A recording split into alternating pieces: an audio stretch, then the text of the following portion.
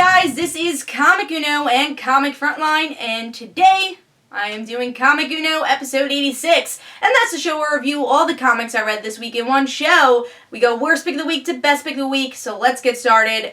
This week there were so many comics. I have 24 books to talk about, and a lot of good comics too. Top 5, they are top 5 material. They're all 4.5 and higher, but there are some worse books here too. So let's get started. Number 24 is Teen Titans issue 7.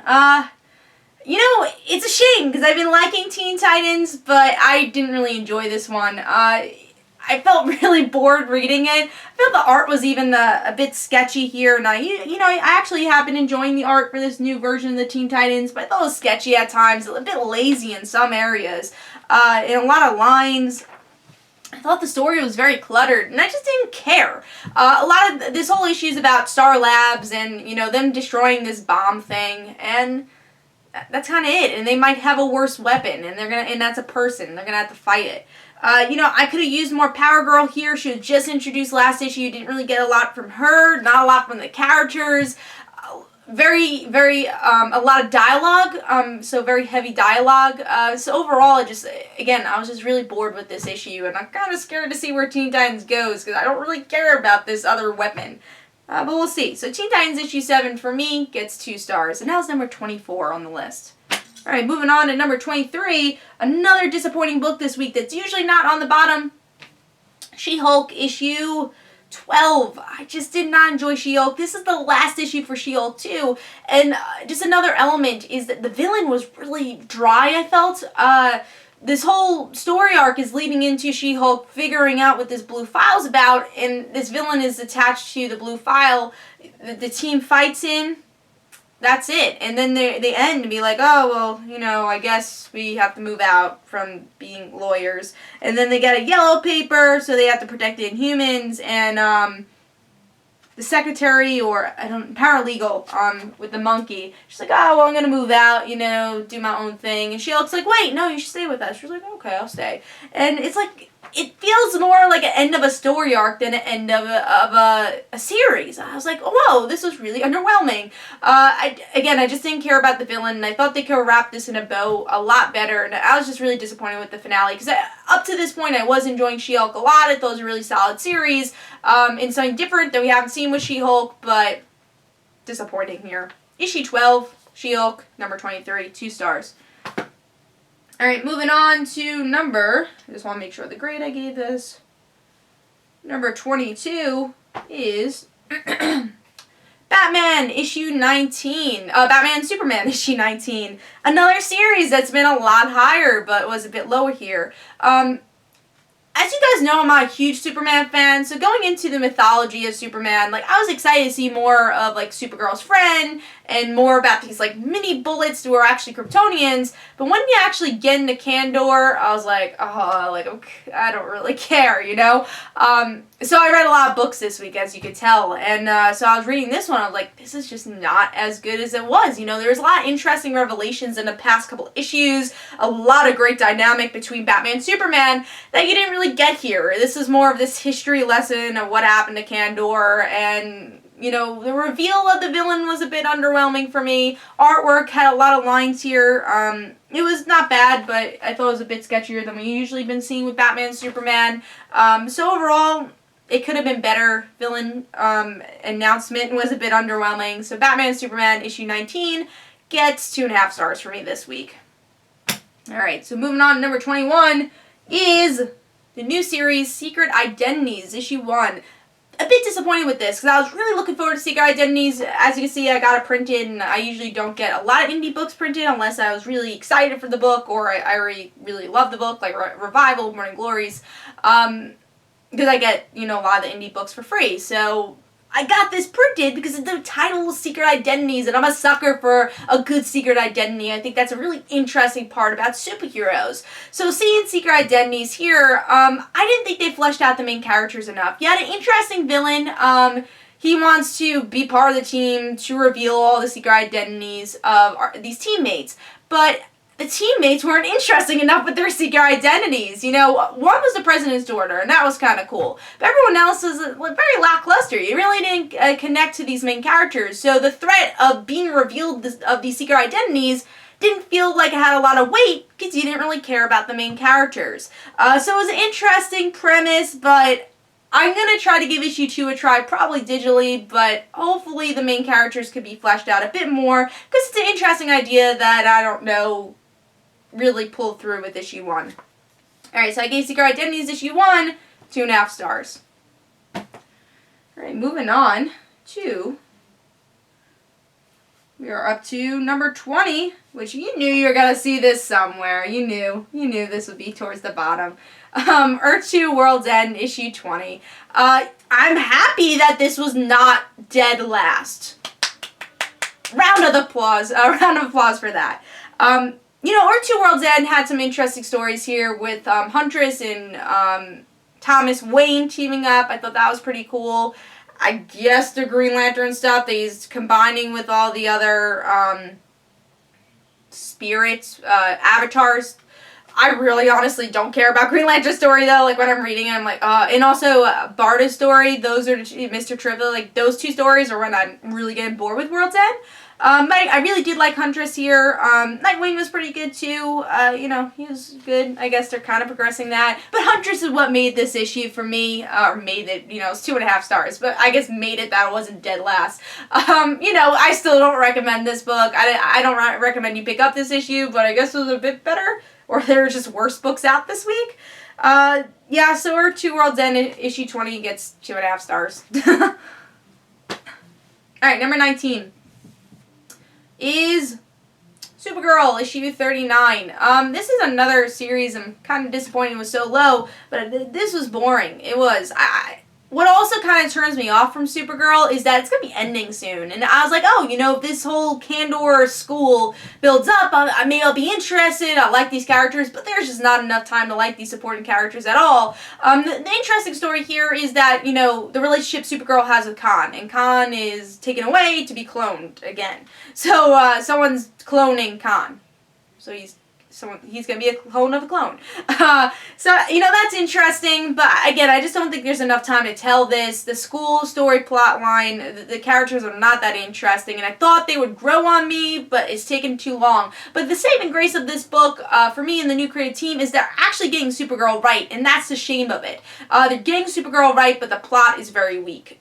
So for me, Supergirl issue 39 gets 2.5 stars. I was a bit disappointed. Art's not that bad, but everything else is kind of needs a lot of work plot-wise just to get me interested. So I think I will be dropping Supergirl once again. I don't know. It seems like one of those series that's going to be ending soon, but I don't think there's enough saving grace for it at this point until it probably gets relaunched. Alright, moving on to number 18 is actually 8. Issue 1, which is Raphael Albuquerque's new series. He writes it and he does the artwork for it. And it's about this guy who time travels to another dimension. He doesn't really remember much. He doesn't know why he's doing this. And he meets this tribe of people who are not very friendly to strangers. And that's pretty much it that happens this issue. You know, it was pretty interesting. I really enjoyed the artwork. Coloring was very, very bright, so I don't know how to feel about that.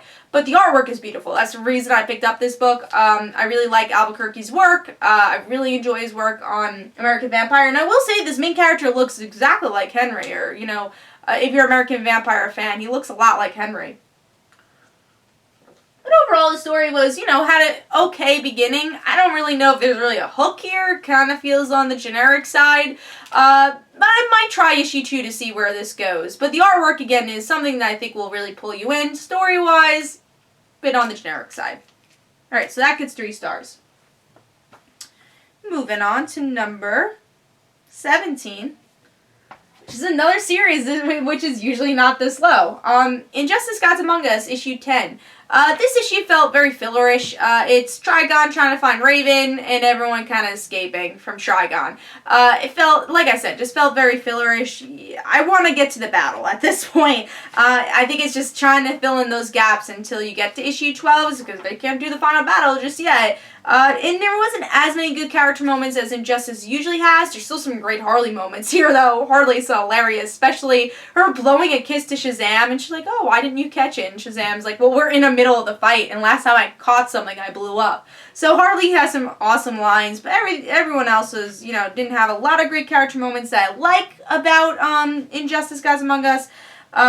Superman's able to punch, actually Shazam's able to punch out Batman, but like we've seen this before, it's kind of like a merry-go-round, it just kind of keeps going round and round at this point in circles, so I'm hoping that the story will progress a bit, and that's why I was a bit upset with this issue, and I gave 3 stars, so I guess it's up to you guys if you want to pick it up, but I thought it was pretty fillerish.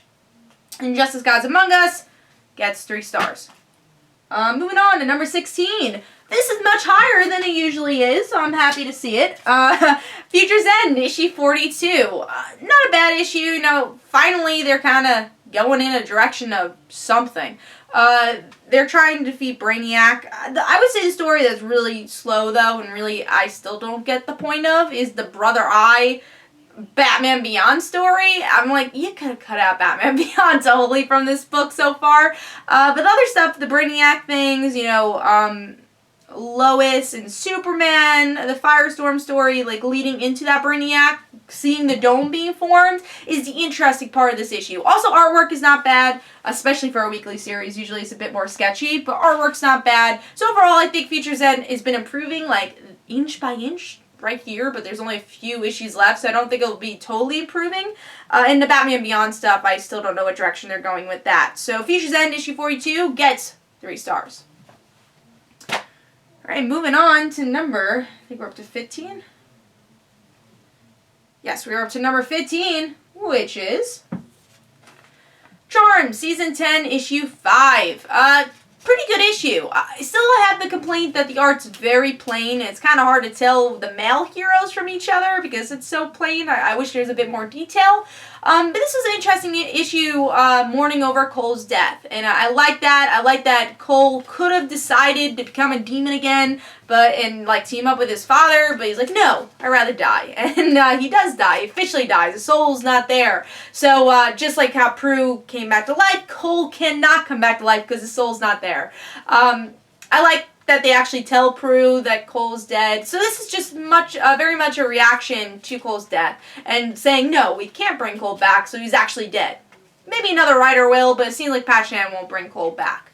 I thought it was a good death. Artwork again, could be a bit better, but I liked everyone's reaction. I think this was an interesting issue. So Charmed Season 10, Issue 5 gets 3.5 stars for me.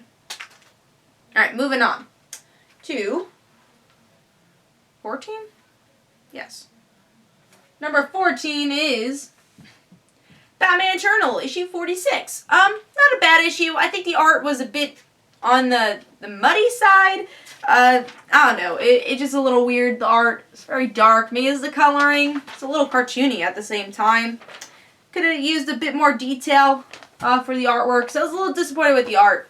But this was an interesting issue. Was this an issue that blew my mind? Not really, but I like that Batman thought it was Ra's al Ghul who was ahead of all this. But Ra's like, no, I want you to be at your best when I defeat you, or I wouldn't do this. And it's the question of finally finding out why this is called Batman Eternal, figuring out if Batman, the legend, is eternal. Can people take over his mantle? What happens when you strip down Batman totally? I think Penny, too, Alfred's daughter, has a lot of great lines here, too. Her character is truly growing on me, and I hope she's kept after Batman Eternal. And I think she had some good moments here. So overall, it's a pretty good issue. I like what they did with Roz. Like what they did with Penny, too. And, Catwoman's getting some interesting stuff, but the thing that kind of takes me away from this issue was, the other Gotham villains, starting to do stuff, try to take down Catwoman. I don't know if that story really intrigues me, we'll have to see, but I like where the Batman story, and obviously Stephanie and Bluebird story is going. So Batman Eternal, issue 46, gets 3.5 stars. Alright, moving on to number 13, which is Wonder Woman, issue 39. I like this issue. Again, a bit dark art, so I'm still getting used to this style of artwork. That's still something I personally have to get used to because it's not my personal taste. But I like this issue because you get to see Wonder Woman agonizing herself. Because she tries to kill somebody. And as a hero, you don't kill people. But as a god of war, you do. So she's trying to balance out, who am I? And at this time, she's actually able to talk to her mother, and her mother's like, no, you're doing this because you were trained as an Amazon, not because you're the god of war. So, again, is this part of Wonder Woman? Who the hell am I? And that's really been a theme of the story arc. And I guess maybe this run is, who am I? Always a good question. And then the ending is that Donna Troy wants to be the new queen, and they're gonna fight, and I'm super excited for that. So that was a good ending, and I want to see where Donna Troy goes with this. I want to see the Finch's perspective on Donna Troy. Will she be this villain, or will she be able to be redeemed? Does she have her own train of thought, because it seems like someone's controlling her to do this? Some really interesting stuff going on here. Again, the art takes me out a little bit, but there are some interesting character beats here. So Wonder Woman issue 39 for me gets 3.5 stars. Moving on to number 12, which is Silver Surfer issue 9. This is a solid issue. I enjoyed Silver Surfer. Pretty sure I gave it 4 stars. Let's see. Oh no, I gave this actually 3.5. I enjoyed this issue though. I like that Silver Surfer is trying to redeem himself after Dawn finds out that he destroyed all these galaxies. It was really cool to see Norrin fly a planet. That was pretty cool. But I will say the story doesn't progress as much. Galactus is still a threat, but there's a lot of fun moments in this issue. Great artwork, and I'm excited to see Dawn maybe try to save Norrin. You know, I really like their chemistry, and that's why I like what Dan Slott's doing with this series and making it something different, and making Dan Slott's making his own run very unique and original, and I like that a lot. So 3.5 stars for me. I thought there were some fun moments, and I'm excited to see where it goes. So Silver Surfer issue 9, 3.5. Moving on to, I think we're up to 11. You're up to 11, which is Tales of Terror, issue 8, which is just a really solid, fun, terrifying book. It's about hitchhiking, and it's always pretty scary. And we get to see that this girl ends up hitchhiking and ends up killing this guy. And that's it. They always tie it in the end of that, Grim Reaper. They always tie it in, and it's a pretty fun tie-in. Artwork was really well done, and like I said, it had that creepy level that Tales of Terror has to have, and, the hitchhiking story is something we've seen 10,000 times, but it's something different. I thought they put a nice twist on this hitchhiking story we've seen so many times with, like, Twilight Zone and everything else. So 4 stars, very solid. Artwork was very impressive. Moving on to number 10, Robin Hood Ongoing, issue 7. This is a really, really fun issue. I like that Robin is still dealing with her own emotions, and the story she has to go with now is she has to go join kind of this cult to unravel the cult. She's trying to find this person's boyfriend, and she's trying a lot of cults lately to try to finish a mission, and then also Marion not learning more about Earth, but we're seeing her in the roller derby and her discover herself a bit more, which is cool. Seeing her be more of a defined character, not just Robin's partner, but her being herself. So I thought this was a very solid issue. I like where the story's going with this whole cult thing, monsters. It's very Angel, and I really enjoy it. And art was very, very solid too. So Robin Hood Ongoing, issue 7, I think, gets 4 stars. Number 9 is Uncanny X-men, issue 31.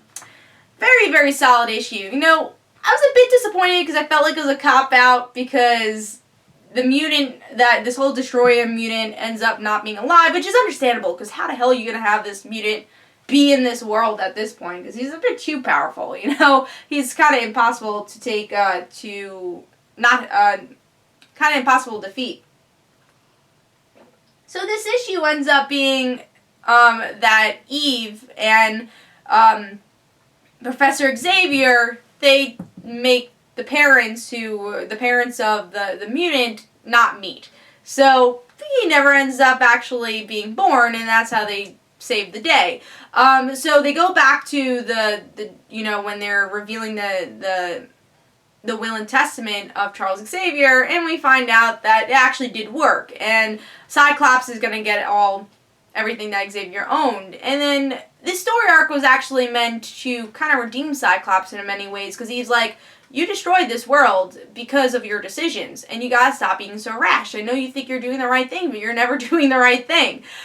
So Cyclops really kind of meditates on that, and he says, alright, I don't want my students anymore. I don't think I deserve them at this point. You take them, and Aurora, you take everything that Xavier had, and he's gonna kind of discover himself. So will Uncanny X-Men be a Cyclops book, or will it be, we'll see the Jean Grey Institute? I'm interested to see what's gonna happen with that. But I kind of like that this was a Cyclops arc, him discovering himself a bit more.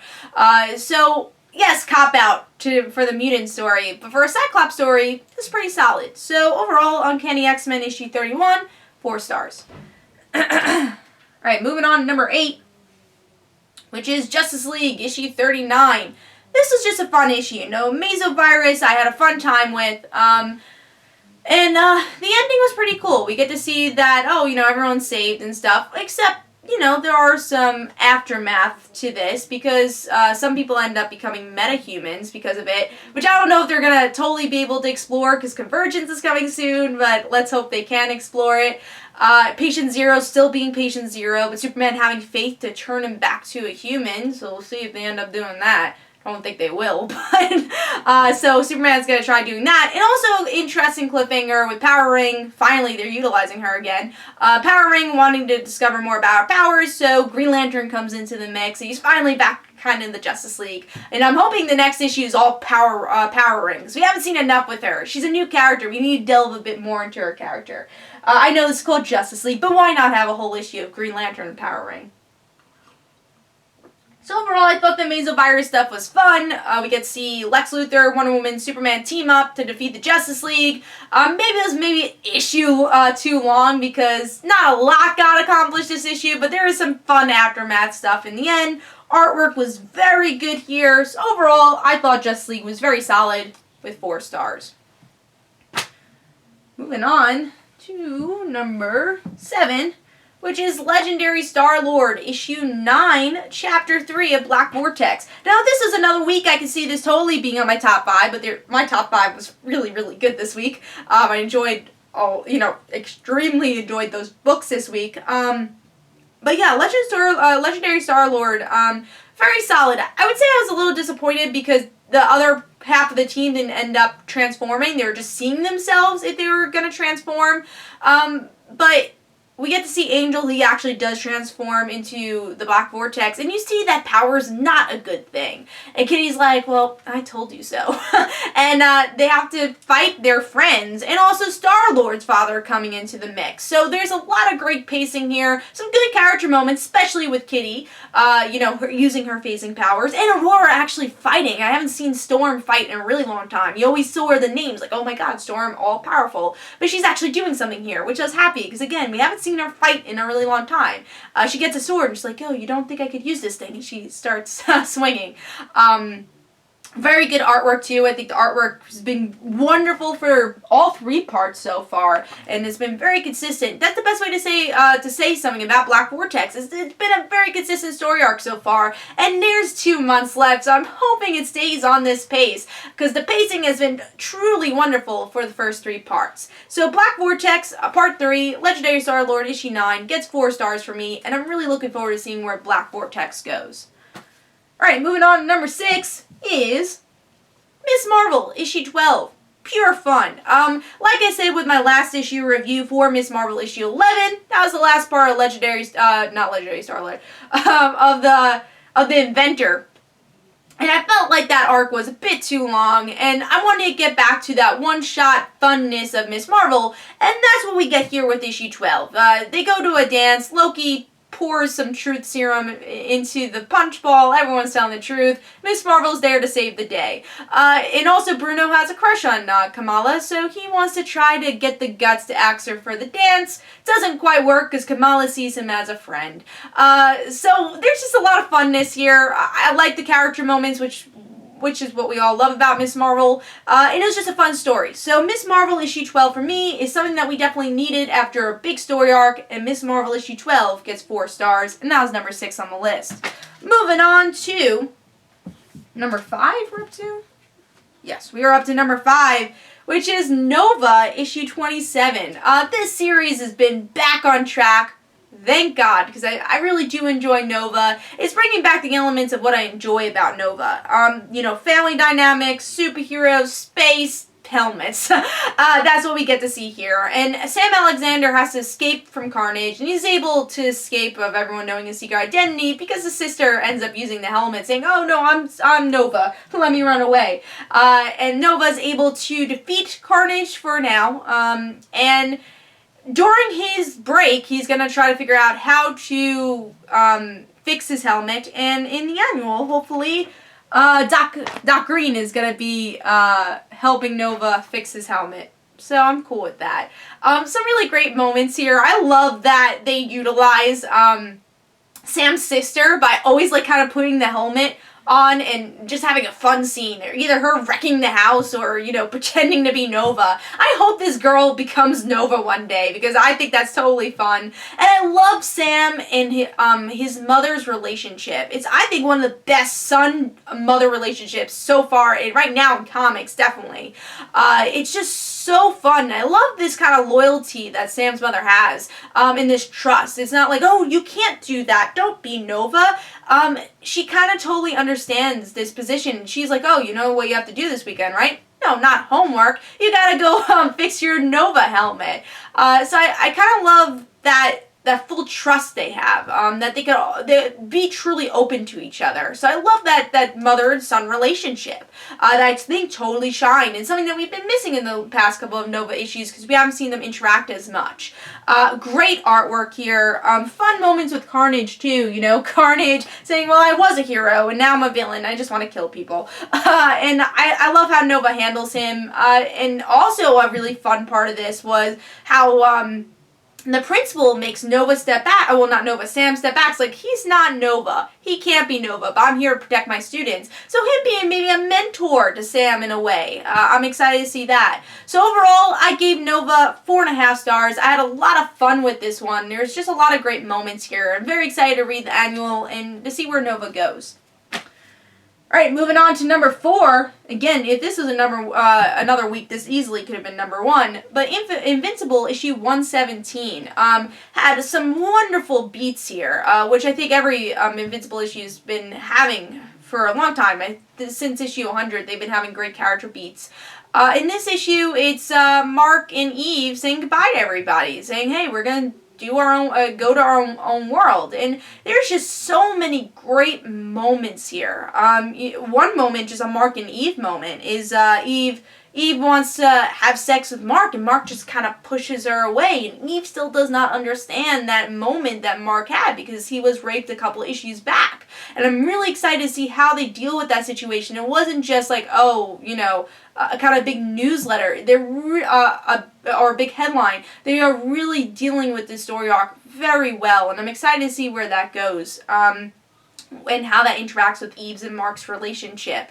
Also good moments. Eve's parents, I love the speech that her father gives, because the father is very conservative and is like, oh, well, women can't protect themselves.